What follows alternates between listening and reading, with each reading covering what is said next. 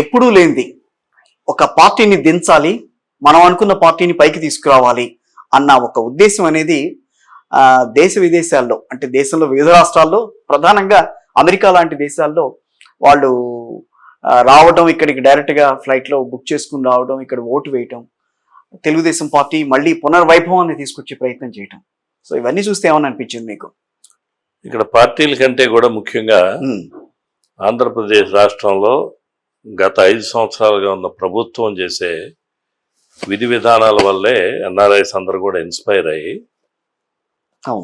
ఏదో తెలుగుదేశం పార్టీని అధికారంలోకి తీసుకురావాలనే దానికంటే కూడా ముఖ్యంగా తెలుగుదేశం పార్టీ అంటే మాలాటి వాళ్ళకి ఇంట్రెస్ట్ ఉంటుంది, కానీ ఇంతమంది రెస్పాండ్ అవటానికి కారణం మాత్రం ఆంధ్రప్రదేశ్ రాష్ట్రంలో జరుగుతున్న ఈ దౌర్భాగ్య పరిపాలన సరిగా లేకపోవడం వల్ల వాళ్ళందరూ కూడా స్పందించి దగ్గర 2000 మంది ఒక యుఎస్ నుంచే ఇక్కడికి వచ్చి ఎలక్షన్స్లో పార్టిసిపేట్ చేశారంటే అతని ప్రభుత్వం వైఫల్యం దాని మూలనే ఎక్కువ మంది ఇన్వాల్వ్ అయ్యారు.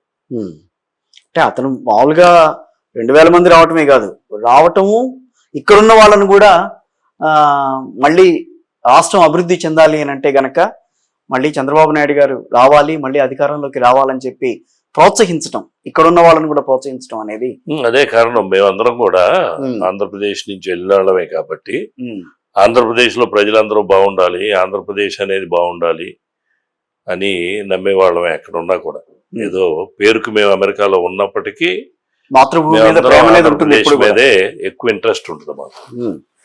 మీకంటే కూడా ఎక్కువ అటెన్షన్ పే చేస్తాం what is going on in Andhra Pradesh అనే దాంట్లో ఏ రకమైన డౌట్ లేదు. అంటే మాకు అక్కడ వేరే ఎక్స్ట్రా కరిక్యులర్ యాక్టివిటీస్ ఏమి ఉండవు కాబట్టి ఏదో ఉద్యోగం చేసుకోవడం, మన ఇండియా గురించి ఆంధ్రప్రదేశ్ గురించి ఎక్కువ ఆలోచిస్తూ ఉంటాం. ఈ లాస్ట్ 5 years లో జరిగే ఏంటని అంటారు, అంత ఇబ్బంది కలిగించిన అంశాలు ఏంటి? మాకని ఎన్ఆర్ఐస్ గా మాకేం ఇబ్బంది లేదు. ఇన్ జనరల్ ఆంధ్రప్రదేశ్ లో ఏది లేదు, ఒక జాబ్ మార్కెట్ లేదు కంప్లీట్ గా. చంద్రబాబు గారి గవర్నమెంట్ లో 14 to 19 Andhra Pradesh was number 3 in the country. ఎన్నో కంపెనీలు వచ్చినాయి, ఎంతో డెవలప్మెంట్ జరిగింది. అప్పుడు ఈవెన్ దో రాష్ట్రం విడిపోయినప్పుడు కూడా he did a lot of work. ఇతను వచ్చిన తర్వాత ఇతనంత వరకు డిస్ట్రక్టివ్ పాలిటిక్స్ లోకి వెళ్ళిపోయాడు. But it's very unfortunate. రాష్ట్రాన్ని ఒక 10 సంవత్సరాలు వెనక్కి నెట్టాడు అనేది మా అందరి ఫీలింగ్. ఇక్కడ ప్రతి ఒక్కరికి కూడా అర్థమైంది. మీకు రిజల్ట్స్ చూస్తేనే తెలుస్తుంది కదా. అంత ఓవర్వెల్మింగ్ గా సపోర్ట్ చేసి పబ్లిక్ గవర్నమెంట్ దించారు అంటే 150 స్థానాలు ఇచ్చిన వాళ్ళు 124 స్థానాలు ఇచ్చి దించారు అంటే దానికి వేరే చెప్పాల్సిన అవసరం ఏం లేదు. అంత డిస్ట్రక్టివ్ మోడ్ లో వెళ్ళాడు, పాజిటివ్ యాటిట్యూడ్ లేదు, జాబ్ మార్కెట్ కంప్లీట్ డెడ్ అయిపోయింది. వీటన్నిటి చూస్తే ప్రతివాడి కన్సర్న్ కూడా కదా.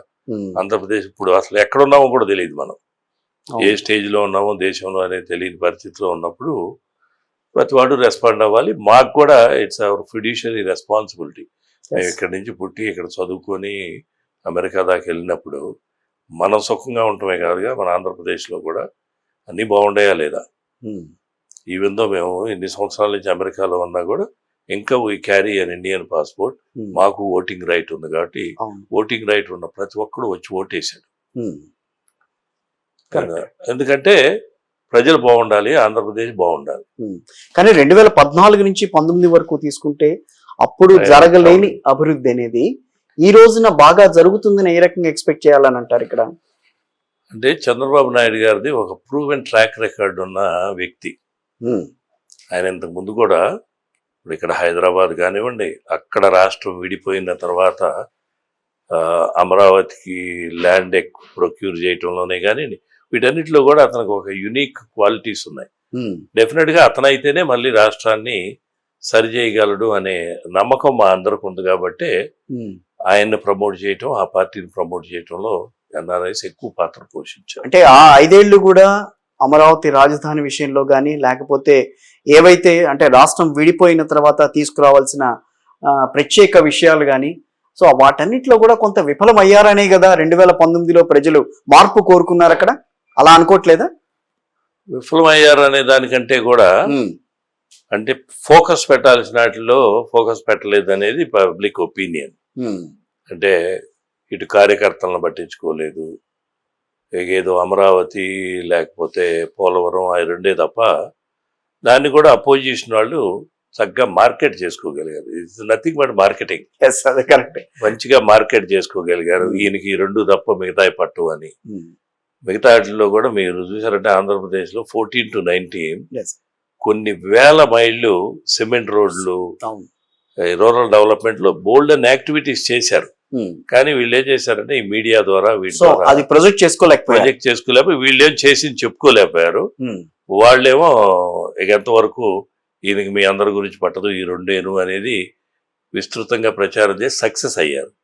అదేగాక అతను జైలు నుంచి రావటం, పాదయాత్ర చేయటం, ఒక్క ఛాన్స్ అంటాం, మా ప్రజలు కూడా ఒక ఛాన్స్ ఇచ్చి చూద్దాంలే ఏముంది అనే టైప్లో జరిగిపోయింది. ఇప్పుడు దానికి రియలైజ్ అయ్యి మళ్ళా ఈ రకమైన వర్డిక్ట్ ఇచ్చారు. అంటే జయరాం గారు అప్పుడు 2019 నుంచి 24 వరకు ప్రధానంగా ఎదుర్కొన్న సమస్యలు ఈ రకంగా ఉంది. అంటే అభివృద్ధి పరంగా చూసే కంటే ఏదైతే సంక్షేమ పథకాలు అందించే విషయంలో వాళ్ళు కాన్సన్ట్రేట్ చేశారు. సో అన్ని వర్గాలని పైకి తీసుకొచ్చే ప్రయత్నం చేశామని చెప్పి ప్రభుత్వం చెప్పుకుంది. సో దాన్ని మీరు యాక్సెప్ట్ చేయగలరా? అంటే మనకి ఆంధ్రప్రదేశ్ కాదు, భూమి పుట్టిన దగ్గర నుంచి కాంగ్రెస్ ప్రభుత్వాలు చేశాయి. పేదవాడికి సేవ చేయటం అనేదే ప్రభుత్వం ఒక ధర్మం. అది ఇప్పుడు నీకు నాకు ప్రభుత్వం పెద్ద సేవ చేయాల్సిందేం లేదు, అవసరం లేదు. లా అండ్ ఆర్డర్ చక్కగా ఉంచితే చాలు. పేదవాడికి సపోర్ట్ చేయటం అనేది, పేదవాడికి హెల్ప్ చేయటం అనేది ప్రతి గవర్నమెంట్ చేసే పనే. ఇందులో వీళ్ళు కొత్తగా ఇన్వెంట్ చేసింది ఏమీ లేదు. దాన్ని చక్కగా మార్కెట్ చేసుకున్నారు. చంద్రబాబు గారి టైంలో కూడా ఈ ప్రోగ్రామ్స్ అన్నీ ఉన్నాయి.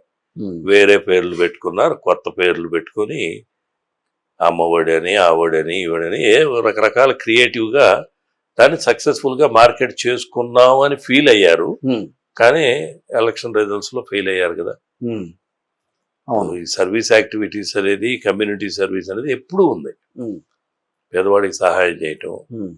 నాకు తెలిసి నేను అమెరికా వెళ్ళక ముందు నుంచి కూడా ప్రతి సంవత్సరం మా ఊళ్ళో ఇల్లు కడతానే ఉండేవాళ్ళు, ఇప్పటికే కడతానే ఉన్నారు ఇల్లు. ఏంటంటే it's an on going process. The government has to do that.